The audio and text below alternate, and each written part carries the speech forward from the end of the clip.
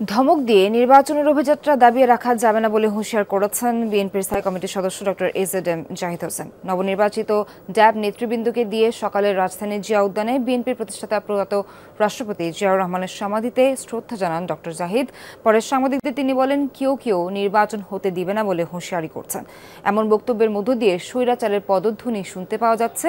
বলেন, যারা ধমক দিয়ে নির্বাচন বাধাগ্রস্ত করতে চায় তারা জনগণের কথা ভাবেন না। একক গোষ্ঠীর আন্দোলনে নয়, ঐক্যবদ্ধ ছাত্র জনতার আন্দোলনেই আওয়ামী সরকারের পতন হয়েছিল বলেও জানান ডক্টর এজেডএম জাহিদ হোসেন।